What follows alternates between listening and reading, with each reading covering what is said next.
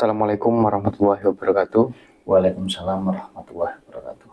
Selamat malam Mas Wahyu. Ya, malam Mas ya. Nah, kemarin kan kita sudah pergi ke Punden ya Mas Wahyu atau Danyang di suatu desa di Dawan situ ya Mas Wahyu. Ya. Nah, kemarin kan Mas Wahyu sudah menjelaskan apa itu Danyang, yang sebelumnya mungkin orang-orang tahu Danyang itu adalah sebuah roh halus berwujud macan, ada yang bilang Mas Wahyu, orang-orang ada ya intinya berbentuk wujud macam-macam lah ya Mas Wahyu. Nah, setelah Mas Wahyu jelaskan ternyata Danyang itu sama seperti kita ya Mas Wahyu, sama-sama manusia yang membabat alas di desa situ ya Mas Wahyu. Nah, sekarang mungkin saya mewakili teman-teman nih Mas Wahyu, mungkin teman-teman juga bertanya-tanya, mungkin penasaran apa sih manfaat dari merawat Danyang itu sendiri untuk keberlangsungan kehidupan bermasyarakat di desa tersebut Mas Wahyu. Mungkin Mas Wahyu bisa menjelaskan Mas Wahyu manfaatnya merawat Danyang itu sendiri. Yang pertama yang jelas kalau kita bicara manfaat ya pasti bermanfaat ya Mas ya. Apalagi untuk hal-hal yang positif ya. Kalau kita bicara untuk niat yang negatif itu kan balik lagi tergantung pribadi masing-masing. Ya, betul Mas Wahyu. Tapi dengan minimal dengan kita mengenal Danyang, kita mengenal sebuah punden ya, berarti kita mengenal asal-usul kita atau asal-usul daripada sebuah desa yang kita tempati ini, kan begitu. Ya. Makanya kemarin ketika kita datang ke Danyang kan sudah saya jelaskan bahwa Danyang itu bukanlah perwujudan dari sosok makhluk gaib yang bermacam-macam bentuknya seperti yang mungkin ya dulu saya juga berpikiran sama lah dengan teman-teman yang lain yang belum paham ya Mas ya. Tapi sekali lagi kalau dari sudut pandang pribadi saya, dari pemahaman saya secara pribadi tidak demikian. Jadi punden atau Danyang itu adalah merupakan sebuah tempat terakhir ya dari salah satu tokoh ya atau makhluk ya, jelas manusia seperti kita ya, leluhur boleh dibilang seperti itu pada zaman dahulu sebelum ada siapapun di desa tersebut gitu loh. Jadi beliau adalah manusia pertama kali yang datang, yang membabat alas, yang istilahnya membuka sebuah tempat yang disebut desa itu, gitu loh Mas Yahya. Nah, tapi yang jelas ya tentunya bukan orang sembarangan, dalam arti orang yang memang mempunyai tingkatan kemampuan yang tidak sama dengan manusia-manusia yang lain, dalam arti baik kecerdasannya ya, keberaniannya ya, kemampuannya dalam segala hal. Karena apa? Kan ketika datang ke sebuah desa itu tentunya kan desa ini masih hutan belantara. Iya, masih hutan belantara, di mana di situ banyak sekali berbagai macam gangguannya ya tentunya. Jadi memang adalah leluhur kita atau orang yang babat alas sebuah desa ini tadi, atau bedah kerawang, atau orang yang mewujudkan sebuah desa atau cikal bakal sebuah desa ini tadi, tentunya ya memang orang-orang yang punya kemampuan tertentu. Bisa dibilang sakti ya Mas Wahyu? Iya, sakti definisinya luas juga. Jadi intinya memang mempunyai kemampuan yang di atas rata-rata. Begitulah Mas Yahya kurang lebih. Lah, kalau sekarang Mas Yahya menanyakan tentang manfaatnya ya tentunya sangat bermanfaat. Yaitu tadi satu, kita cari tahu, oh ternyata ini leluhur kita. Oh ternyata dulu itu juga tidak tiba-tiba desa ini tiba-tiba muncul begitu saja, tidak, dibutuhkan perjuangan di sana. Itu kan jelas nanti akan secara turun-temurun akan kita wariskan kepada anak cucu kita. Supaya apa? Supaya kita semua, mereka itu bisa menyadari gitu loh, bisa menyadari bahwasanya oh ternyata di balik keindahannya sebuah desa, di balik ke apa ya boleh dibilang, di balik semua yang saat ini kita nikmati, yang sekarang ini bisa kita tempati, yang sekarang ini bisa kita rasakan ini, daripada sebuah desa itu tadi adalah ada sosok yang berjasa di sana, gitu loh. Ada sosok yang kita sebut sebagai leluhur itu tadi yang dulu sudah berjuang dengan luar biasanya. Makanya kalau manfaatnya ya sudah jelas, kita jadi tahu asal usul kita, secara otomatis kita jadi nggak sembrono, nggak seenaknya sendiri, bahwasanya oh dulu juga butuh perjuangan yang keras ya, butuh pengorbanan dan lain sebagainya. Untuk itu sekarang kita wajib menghormati, kita wajib menjaga, kita wajib merawat, dan itu kita lanjutkan secara turun-temurun ke anak cucu kita, gitu loh Mas ya. Nah, kalau manfaat secara keseluruhan terhadap desa, terhadap masyarakatnya, ya tentunya banyak sekali. Tentunya banyak sekali. Kenapa? Ya sekarang begini, kita kan tidak bisa pungkiri bahwa hidup di dunia ini ada dua unsur atau ada dua alam, di mana di situ ada alam nyata dan alam yang tidak nyata, atau yang kita sering sebut alam gaib, alam yang kasat mata, yang tidak kasat mata. Jadi itu sudah tidak bisa dipungkiri ya Mas ya, di mana di situ juga ada, tentunya ada energi positif, juga ada energi negatif. Nah, ketika kita menempati sebuah tempat ya, mau itu ruang ya, mau itu desa, apapun itu namanya, lebih-lebih kita bicara ini tentang sebuah desa ya.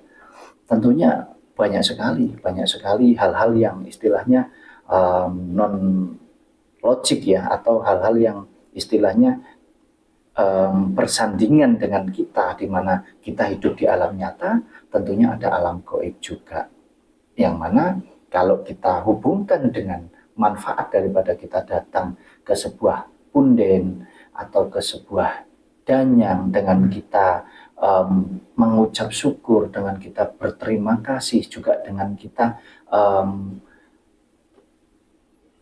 mendoakan agar supaya leluhur kita ini tadi juga senantiasa ikut menjaga kita, merawat daripada anak cucu kita, merawat daripada desa yang kita tempati. Tentunya ya banyak sekali yang bertani ya, secara tidak langsung pertaniannya juga akan senantiasa dijaga. Dari apa? Ya tentunya dari yang negatif-negatif ini tadi.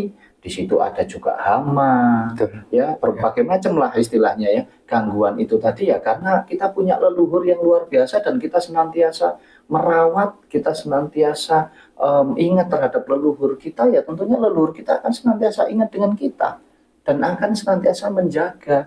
Akhirnya yang bertani, hasil pertaniannya jadi bagus. Kan ada pernah, kalau Mas Yahya lihat di suatu daerah itu ada tradisi dan budaya seperti membuat apa ini Mas Yahya, sesajen ya, sebagai bentuk rasa syukur atas hasil bumi yang sudah didapatkan. Nah itu kan termasuk bagian daripada kita senantiasa ikut merawat, menjaga kita ya. Jadi dan hal-hal seperti itu tentunya adalah hal yang sangat sangat positif sekali, di mana kita merawat alam dengan baik ya. Tentunya alam pun juga akan memberikan hal baik pula terhadap feedback kita. Ya, pasti gitu loh ya. Itu kalau kita bicara di pertanian, kalau kita bicara di keselamatan daripada sebuah desa ya, atas dasar manfaat daripada kita sudah datang, kita sudah merawat, menjaga sebuah danyang ya, tentunya banyak sekali gitu loh, keselamatan daripada seluruh masyarakat itu tadi. Nah, keselamatan itu kan meliputi termasuk kerukunan. Iya kan? Nah, ketika kita senantiasa bisa berdamai ya, kita senantiasa bisa saling menghargai, kepada leluhurnya saja sudah menghargai secara otomatis. Sesama juga menghargai. Sesama juga menghargai. Tentunya tidak lebih besar amarahnya di sana atau egonya. Jadi ketika antara satu dengan yang lain di dalam sebuah desa ini toleransinya itu jadi lebih besar gitu loh Mas ya. Tadi tidak egonya yang besar, tapi toleransinya, saling menghargainya itu yang lebih besar. Akhirnya apa? Nah, rukun. Kalau rukun itu kan nggak berantem, akhirnya ya jadi selamat juga. Nah, kalau kita bicara dari hal-hal yang goib, dari hal-hal negatif lainnya yang tidak kasat mata, tentunya juga ada. Apa itu? Ya, satu contoh misalkan seperti ada kalau orang dulu itu menyebutnya ada pagebluk ya, virus gitu ya Mas. Ya kayak semacam virus lah istilahnya, tapi virus orang zaman dulu ya. Ada wabah penyakit datang ke sebuah desa-desa tertentu. Nah, manakala kita juga menjaga merawat, tentunya leluhur kita pun juga akan senantiasa menjaga dan merawat kita juga gitu loh.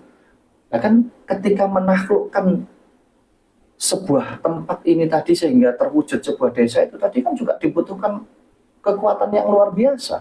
Di situ sudah menaklukkan baik yang dari alam nyata maupun dari alam tidak nyata. Tentunya juga akan berkelanjutan dan berkesinambungan. Pasti akan berdampak terhadap kehidupan bermasyarakat kita di sebuah desa gitu loh Mas Yahya. Jadi warga jadi rukun, terus hasil pertanian juga melimpah juga, yang terhindar dari wabah penyakit ya Mas. Iya, betul sekali lah. Kita bicara hasil pertanian saja, kita mungkin kalau ingat ketika Mas Yahya masih kecil, saya masih kecil dulu.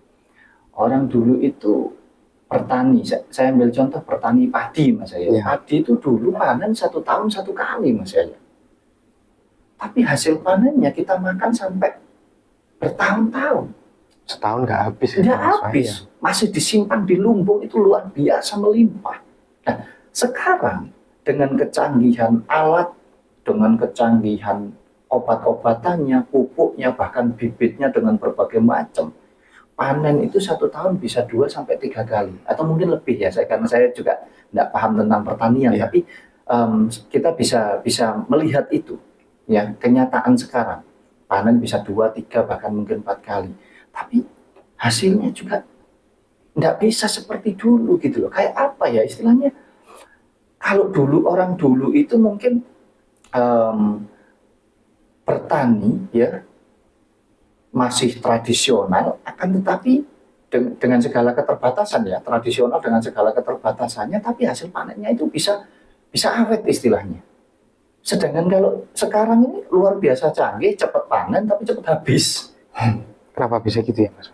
Ya itu mungkin hukum alam ya, saya juga tidak tahu. Tapi intinya kembali ke sana tadi, bahwasanya ya manfaat daripada kita merawat, kita datang ke sebuah punden, kita datang ke danyang, ya tentunya kita berarti memberikan energi positif, yang mana pasti alam pun juga akan memberikan energi positif juga ke kita. Gitu Mas Yahya. Jadi manfaatnya tentunya sangat banyak sekali ya. Itu tadi bisa menjadikan kita senantiasa rukun karena kita punya toleransi yang tinggi, rasa saling menghormati, saling menghargai ya. Akhirnya berdampak terhadap keselamatan bermasyarakat ini tadi, berdampak juga terhadap pertanian, berdampak pula juga terhadap setiap aktivitas yang dilakukan oleh masyarakat di sebuah desa tersebut. Kan biasanya juga banyak sekali ada kegiatan-kegiatan tertentu ya kan. Nah itu kita ini tidak bisa pungkiri karena kita ini hidup berdampingan ya, jadi satu boleh dibilang ya. Sing satu ini separuh ini alam goib, yang separuhnya alam nyata. Jadi kita harus bisa saling menjaga keseimbangannya. Itu Mas Yahya. Oke. Tentunya manfaatnya banyak sekali ya, manfaatnya sangat banyak sekali. Ya ini tentunya lepas dari mungkin kalau Mas Yahya bertanya-tanya, berarti kita itu apakah kita itu meminta terhadap roh halus atau kita memohon dan lain sebagainya, bukankah rezeki, perlindungan segalanya itu adalah urusan yang maha kuasa, kan begitu. Saya boleh jelaskan ya berdasarkan pemahaman saya, sekali lagi pemahaman saya secara pribadi. Iman kita itu satu adanya kepada Tuhan yang Maha Kuasa, kepada Gusti Allah, kepada Sang Pencipta, kan begitu ya. Nah, kalau kita bicara iman, urusan kita secara vertikal dengan Yang Maha Kuasa, ini sudah tidak bisa diganggu gugat. Ini pure, ini murni urusan hidup dan mati manusia dengan Sang Punya kehidupan ini tadi. Tapi kalau kita bicara tentang kehidupan di dunia, baik itu alam fakta maupun alam yang non fakta, atau yang kita sebut alam nyata dan alam goib, itu pure urusan kita sebagai manusia. Jadi di situ tinggal akal budi kamu pakai atau tidak, akal kepandaian kamu gunakan atau tidak.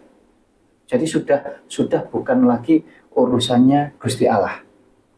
Gusti Allah sudah memberikan sepenuhnya kepada kita sebagai manusia. Tinggal bagaimana kita menjalankan semuanya itu. Makanya dengan kita memahami arti hidup ini, dengan kita saling mengerti, tentunya kita tidak semudah itu kita saling menyalahkan satu dengan yang lain. Tentunya kita akan senantiasa menjaga itu semua sehingga seimbang, Mas Yahya. Gitu. Oke, Mas Wahyu. Jadi kembali ke Danyang tadi ya, Mas Wahyu. Banyak hal positif yang kita dapatkan dari merawat Danyang itu tadi ya, Mas Wahyu. Ya, jelas. Dari kerukunan antar sesama warga, terus juga feedback positif terhadap hasil bumi dari desa tersebut ya, Mas Wahyu. Dan juga terhindar dari wabah penyakit. Intinya kalau kita sama-sama menjaga alam, pasti akan mendapatkan hal baik dari alam itu juga ya, Mas Wahyu. Ya, tentu. Jadi ketika kita memperlakukan alam ya, memperlakukan unsur kehidupan ini ya, baik yang nyata maupun yang goib itu tadi dengan baik, dengan seimbang ya, ya insya Allah hal baik juga akan diberikan kepada kita. Jadi baik itu kerukunan, baik itu keselamatan ya, baik itu rezeki ya, secara keseluruhan komplit sudah. Kalau kita bicara, oh Mas Wahyu, apa kan kita ini mintanya sama Allah, kita mintanya sama Yang Maha Kuasa. Rezeki itu kan tidak minta ke Danyang, tidak minta, betul sekali. Sudah tidak usah minta kalau sama Yang Maha Kuasa, itu sudah dikasih. Kita belum lahir itu sudah disiapkan semua kok. Langit, bumi beserta isinya sudah disediakan. Ya sudah lengkap sekali. Nah, terus kenapa kamu masih meminta-minta? Kalau saya boleh tanya ke Mas Yahya, Mas Yahya rajin berdoa, ya. Terus ya, Mas Yahya ini minta rezeki sama Allah, Mas Yahya minta rezeki sama Yang Maha Kuasa. Apakah hanya cukup dengan berdoa saja? Tidak cukup. Tidak cukup. Tidak cukup. Kenapa? Karena hidup kita ada dua unsur. Saya seringkali jelaskan. Inilah yang harus dipahami oleh teman-teman dan saudara-saudara semuanya. Hidup kita ini ada dua unsur. Satu unsur ketuhanan, yang satu ini unsur manusiawi. Jadi dua-duanya harus seimbang. Harus seimbang. Waktunya berdoa sesuai dengan keyakinan kita masing-masing. Sesuai dengan iman kita kepada Yang Maha Kuasa.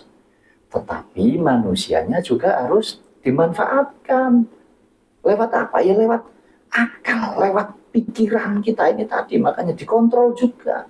Jadi akhirnya balance, seimbang. Sudahlah. Kita belajar, kita memahami tentang hidup kita ini dengan baik, dengan benar. Dengan cara apa? Dengan cara tidak saling kita seolah-olah, oh harusnya begini, oh harusnya begitu. Tidak. Tapi kita belajar terhadap diri kita sendiri. Benar enggak sih?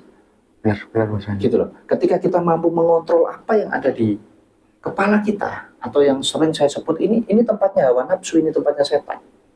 Kita juga harus mampu mengontrolnya dari sini, dari dalam hati kita. Insya Allah kalau ininya sama ini seimbang, udahlah beres semua hidup kita. Nggak usah yang aneh-aneh. Kita semua ini kaya raya. Sekali lagi kaya raya. Orang yang disebut kaya raya itu tidak selalu kaya raya secara materi. Ya, orang kaya raya itu adalah orang yang memang secara pemikirannya ini luar biasa luas, hatinya pun juga luas. Itu yang disebut kaya raya. Gitu loh. Ya mungkin itu dulu Mas ya. Itu dulu. Oke, mungkin bisa saya sampaikan. Poinnya kita di Danyang itu tadi ya Mas. Intinya dengan kita datang ke sebuah Danyang, ke sebuah punden, dengan kita merawat Danyang, merawat punden, berarti kita itu sudah menyadari bahwasanya kita itu dulunya ada asal usulnya. Desa ini ada asal usulnya, ada cikal bakalnya dari mana, siapa yang mewujudkan ini semua, dan di situ kita mengucap syukur, kita mendoakan para leluhur yang sudah berjuang ini tadi sehingga terbentuk sebuah desa. Ya tentunya manfaatnya akan sangat baik sekali untuk kehidupan bermasyarakat di sebuah desa. Oke, mungkin cukup ya Mas Wahyu penjelasan dari jenengan. Semoga bermanfaat ya penjelasan dari Mas Wahyu. Kembali lagi ya Mas Wahyu, ini pendapat kita secara pribadi ya Mas Wahyu. Ya ini kan pemahaman kita secara pribadi yang saya sering kali sampaikan, tentunya belum tentu juga apa yang kita sampaikan itu senantiasa benar ya. Monggo silahkan dicerna sendiri ya. Yang positif ya tetap silahkan diambil, monggo. Yang negatif dibuang saja. Pesan saya adalah tetap iman kita hanya satu kepada Yang Maha Kuasa, dan di dalam menjalani kehidupan ini kita harus mampu menjaga keseimbangan, baik keseimbangan pola pikir yang ada di otak dan juga keseimbangan yang ada di hati. Sudah selesai. Itu. Oke, mungkin langsung kita kasih salam dengan kita. Salam sehat dan bahagia selalu untuk kita semua. Assalamualaikum warahmatullahi wabarakatuh. Sampai jumpa.